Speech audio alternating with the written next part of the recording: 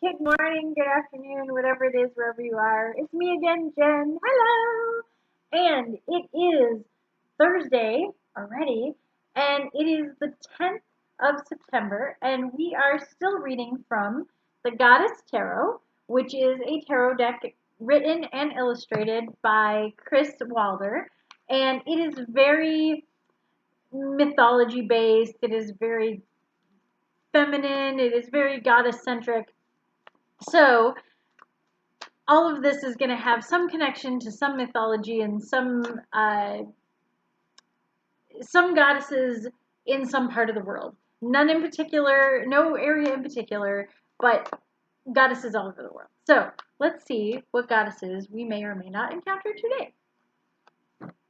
Oh wow, very cool. Okay, so we have another major arcana card, which these are going to be the goddesses themselves. And these are the cards that, more often than not, these are the ones that I actually read in this deck. I've had this deck for a really long time, and the major arcana are ones that I'm more familiar with. So the Sun, which is the of the major arcana, is towards the end. The Zorya, again, please forgive me for any mispronunciations of any of these goddess names. I know most of them by reading only. So the Zorya are actually three sisters or three goddesses as one, so to speak. So the Trinity is super important with them. And they're kind of, I don't want to say they're wives or handmaidens too, but they are guardians of the sun. They help make sure that the sun actually makes his chariot ride. Because in this case, the sun is an actual deity. And so they just kind of clear the path and make sure everything is good. The other really cool thing about them is apparently they watch after this apocalypse dog that is believed to be, I think they're Greek. I'm pretty sure they're Greek. Please forgive me if I'm wrong on this. But in the mythology, there is a dog that is kind of the hairbringer of the apocalypse. If this dog comes off his chain, off his leash, he will bring forth the end times, sort of thing. And they make sure that this dog stays on his leash. So they're super powerful, interesting entities, and they are, I think they embody that strength of femininity as much as they embody being kind of, I don't know, nursemaids, so to speak, to the sun. It, they are beautifully illustrated here with their braids and the three different colors. They kind of remind me of the three fairies in Sleeping Beauty, but I'm sure that's not what they're supposed to represent. But anyway, with the three different colors, they are lovely. They kind of look like the sunrise or the sunset with the three different colors that they are in their dresses. And the sun is actually typically a card of more masculine energy.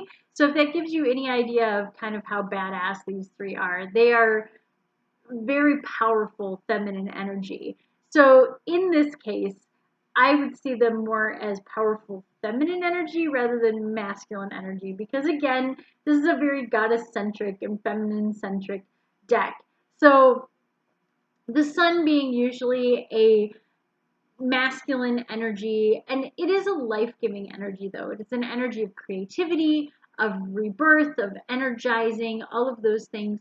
So definitely I see feminine energy in that birth process of things, in that creativity, in that grand scheme of things of what do women create? We create life above all things.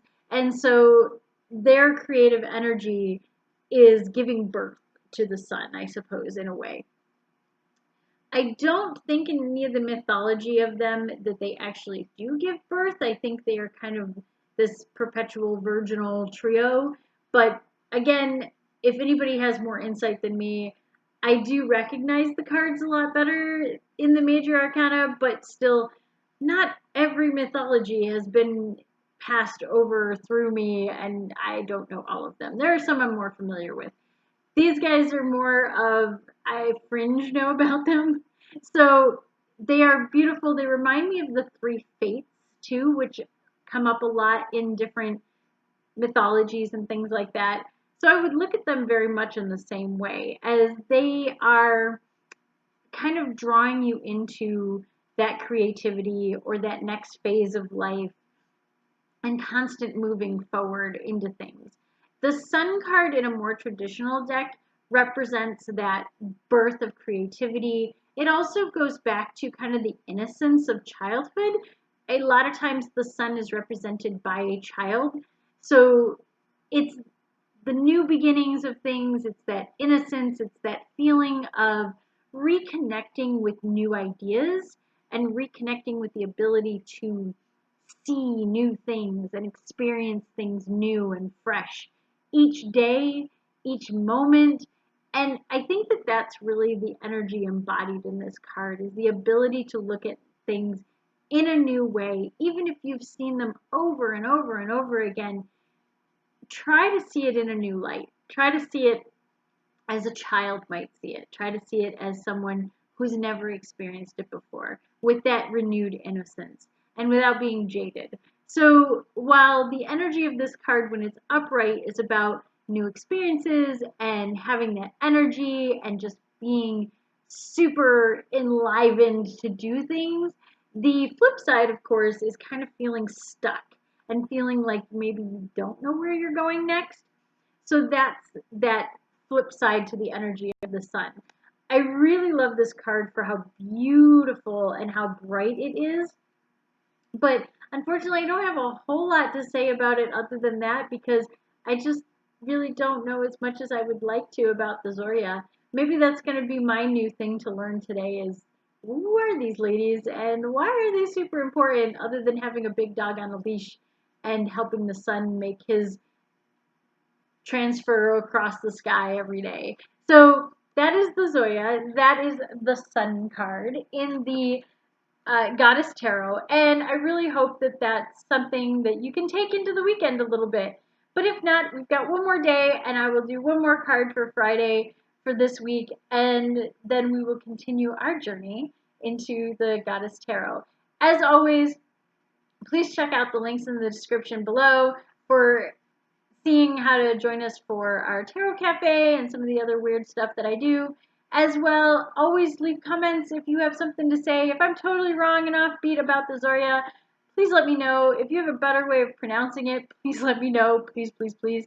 And as always, stay safe, stay healthy, and enjoy this lovely weather that we're having. All right, bye!